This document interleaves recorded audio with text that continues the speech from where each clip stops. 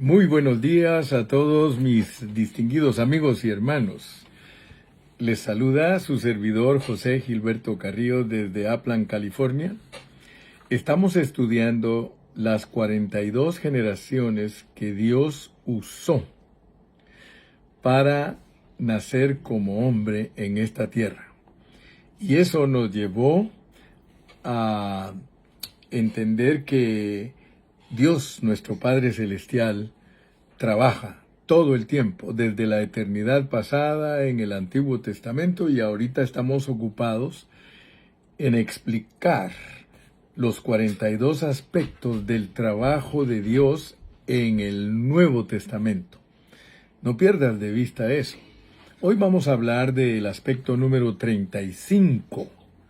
El aspecto número 35 tiene que ver con el trabajo de Dios de edificar, de construir la nueva Jerusalén, edificando la nueva Jerusalén. Fíjate que ese concepto, la mayoría de cristianos no están familiarizados. La mayoría de cristianos tiene el concepto de que la nueva Jerusalén es una ciudad a donde los cristianos nos vamos a ir a vivir.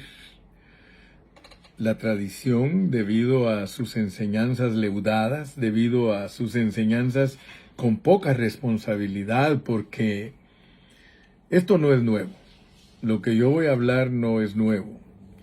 Muchos siglos atrás, cristianos responsables, cristianos dedicados al estudio serio de la Biblia, ellos descubrieron que la Nueva Jerusalén, al leer ahí en la Biblia, pues, porque es a través de la Biblia que nosotros tenemos que aprender los conceptos y poderlos enseñar en una forma correcta.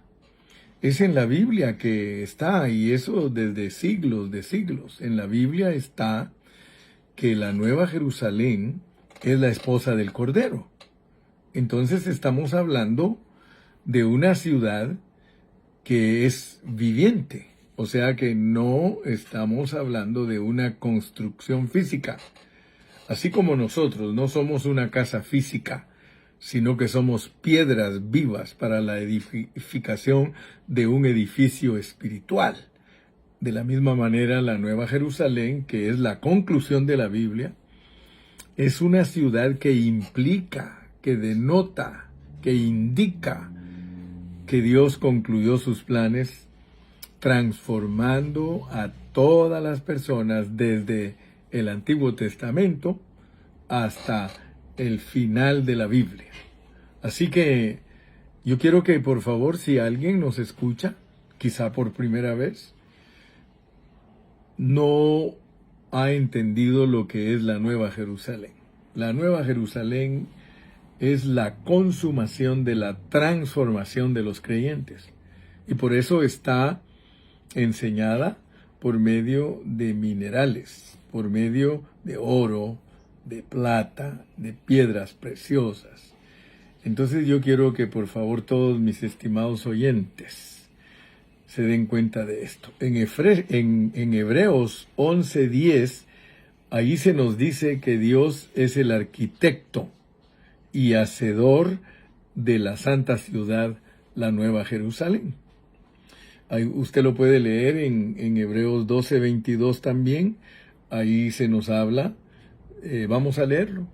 Por favor, si usted quiere abrir su Biblia, la puede abrir allí en Hebreos 12 y versículo 22. Perdónenme que moví un poquito mi pantalla, pero ya la vamos a colocar bien y estaremos de nuevo hablando. Me parece que no la he podido colocar, pero usted me perdona. Usted me perdona, por favor. Discúlpeme. Aquí voy a agarrar mi Biblia y usted se va a dar cuenta de lo que estamos hablando. Hebreos 12:22. Hebreos 12:22. Dice aquí en Hebreos capítulo 12 y versículo 22. Sino que os habéis acercado al monte de Sión, a la ciudad del Dios vivo, a la ciudad del Dios vivo. Así que, de la misma manera que Hebreos 11:10 dice, porque esperaba la ciudad que tiene fundamentos, cuyo arquitecto y constructor es Dios, y está hablándonos de la nueva Jerusalén, la Jerusalén celestial. Así que no es un concepto fuera de contexto, es un concepto que todos los cristianos deberían de conocer. Abraham, dice la Biblia, que esta ciudad él la vio de lejos. Dice que Abraham, siendo llamado, obedeció para salir al lugar que había de recibir como herencia y salió sin saber a dónde iba. ¿Por qué?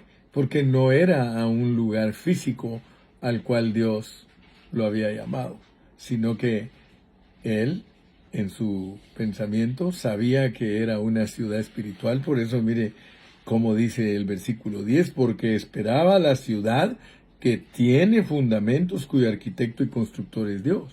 Entonces no vaya a creer usted que Abraham, cuando salió sin saber a dónde iba, él estaba esperando encontrar un lugar físico, comenzando que él toda su vida caminó como extranjero. Mire, el versículo 9, por la fe habitó como extranjero en la tierra prometida, como en tierra ajena, morando en tiendas con Isaac y Jacob, coherederos de la misma promesa, pero no tenían una mentalidad natural, hermano. Los siervos de Dios, Abraham no tenía una mentalidad natural de creer que Dios lo estaba mandando a una tierra o a una ciudad física. No. Él tenía bien claro que había una ciudad. Mire, había una ciudad, vuelvo a leerlo, mire. Esperaba la ciudad que tiene fundamentos. La Nueva Jerusalén, usted lee que tiene fundamentos, son los apóstoles. ¿Sí? Una ciudad que tiene fundamentos, cuyo arquitecto y constructor es Dios. Entonces está hablando de cosas espirituales. Ese canto, un palacio tengo allá más lindo que el sol. Esos cantos, pues con todo el respeto, ¿verdad? Pero esos hermanos que hicieron esos cantos, ellos no tenían un concepto claro de la escritura y ellos creían que Cristo se fue a hacer casas debido a la enseñanza incorrecta de Juan 14.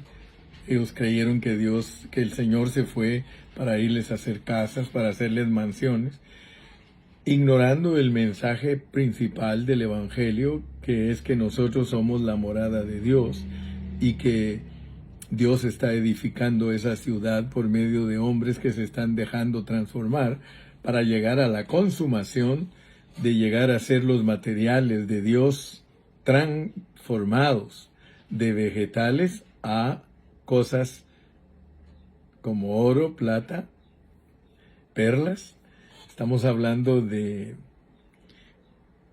algo que no tiene lógica, ¿verdad? Porque nosotros empezamos siendo una labranza en donde se siembran vegetales y terminamos siendo oro, plata y piedras preciosas. Entonces son minerales. En la Biblia, el cambio de vegetales a minerales implica la transformación de los creyentes. Ustedes saben que la palabra de Dios habla de la madurez de nosotros como cristianos y la transformación es para madurez. Así que yo espero que usted entienda cómo es esta ciudad. Leámoslo también en Apocalipsis. Apocalipsis capítulo 21 y versículo 2. Dice, y yo, Juan, vi la santa ciudad, la nueva Jerusalén, descender del cielo de Dios, dispuesta como una esposa ataviada para su marido. Vuelvo a repetir. Juan no vio una ciudad literal, sino que él vio una ciudad que está señalada por medio de minerales. Pero él sabía que es la esposa del Cordero, es la iglesia.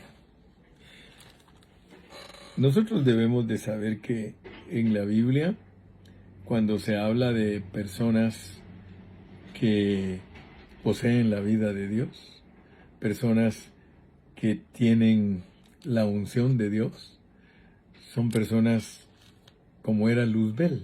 Luzbel es luz bella. Cuando él fue creado, él se vestía de piedras preciosas y podía caminar en el fuego. O sea que la implicación de todo eso es la expresión de Dios en una manera elevadísima. Entonces nosotros en consumación vamos a llegar a exhibir a Dios en toda su gloria. Eso es la Nueva Jerusalén. Entonces estamos hablando de que Dios está edificando la Nueva Jerusalén. Dios está transformando a todos los creyentes para que sean esa ciudad. La Biblia es el libro que contiene la revelación de Dios. Y yo quiero que usted me ponga mucha atención, porque este aspecto número 35 es la edificación de la Nueva Jerusalén, pero le estoy hablando con la pureza de la palabra de Dios. La Biblia es un libro que contiene la revelación de Dios, es un libro que nos presenta dos esferas, una visible o física y otra espiritual, que es la realidad que está detrás de todo lo visible. Recuérdese, todo lo espiritual es la realidad de lo que se puede ver con los ojos físicos. Génesis 1 comienza con la revelación de cosas visibles, un cielo, una tierra, un jardín, dos personas, un enemigo, dos árboles, etcétera, etcétera. Todo un arreglo divino para ayudarnos a entender una realidad espiritual. Si leemos cuidadosamente todo lo relacionado con el jardín del Edén, nos damos cuenta que nos presenta un cuadro de la unión del cielo con la tierra. En realidad es un encuentro que nos muestra Dios, un encuentro de lo divino con lo terrenal. Al final de la Biblia tenemos una ciudad maravillosa que otra vez nos muestra el encuentro de lo terrenal con lo celestial, la Nueva Jerusalén. Así que ambos, el jardín del Edén y la Nueva Jerusalén, son edificaciones de Dios. Estas edificaciones son el trabajo de Dios para mostrar la perfección de sus criaturas. Al principio, una pareja sin pecar. Luego, en toda la Biblia, el desarrollo del pecado de esa pareja y al final, una transformación total, representada por minerales, es decir, de un jardín vegetal a una ciudad mineral. Gloria a Dios. Esta edificación, es decir, la Nueva Jerusalén, nos muestra el perfeccionar de los hijos de Dios, tanto del Antiguo Testamento, comenzando con los patriarcas en la vieja dispensación, y el trabajo continúa más intensamente en producir creyentes maduros en el Nuevo Testamento. Pero aún más. De hecho, toda la Biblia es un registro completo del trabajo de Dios de edificar la Nueva Jerusalén y su completa manifestación con su expresión en plenitud en la eternidad a través de varias dispensaciones. Porque al final, para entender bien la Nueva Jerusalén, ahí también está incluido el reino. El reino es 1000 años en los que Dios estará tratando con los judíos, con los gentiles, con ambos estará trabajando y la iglesia estará en un estado glorioso. Así que el aspecto 35 es la edificación de la Nueva Jerusalén. Pero quiero compartirte también y quiero hacer una conclusión del aspecto 35. La conclusión del aspecto 35 es que Dios trabaja en la dispensación de los patriarcas, trabaja en la dispensación de la ley, trabaja en la dispensación de la gracia y trabaja en la dispensación del reino. La Nueva Jerusalén es una composición de todos los santos perfeccionados del Antiguo Testamento y todos los creyentes maduros del Nuevo Testamento. Esa es la grandeza entre los trabajos de Dios para cumplir su propósito eterno, la parte grande del trabajo de Dios que se lleva a cabo durante la dispensación del Nuevo Testamento. Gracias a Dios por el aspecto 35. Pero de una vez voy a compartirte el aspecto número 36. El aspecto número 36 es dando a Cristo, escúchame bien, dando a Cristo la revelación de las cosas concernientes a la iglesia, a Israel y el mundo. Fíjate, el trabajo de Dios en el Nuevo Testamento cubre el hecho de que el Padre Celestial le dio a su Hijo la revelación de las cosas concernientes a la iglesia, a Israel y el mundo. Si tú lees cuidadosamente Apocalipsis, en el capítulo 1 y versículo 1, tú te vas a dar cuenta que cuando Cristo ya estaba en resurrección, Dios le dio esta revelación. Mira, dice así, Apocalipsis 1:1, la revelación de Jesucristo que Dios le dio para manifestar a sus siervos las cosas que deben suceder pronto, y la declaró enviándola por medio de su ángel a su siervo Juan.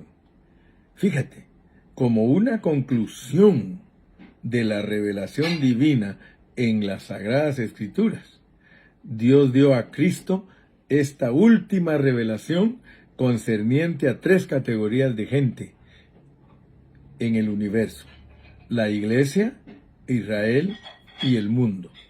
La iglesia vive bajo la disciplina del Cristo celestial y perfección para que pueda reinar en el milenio y que Cristo sea consumado y visto como nuestra completa expresión eterna.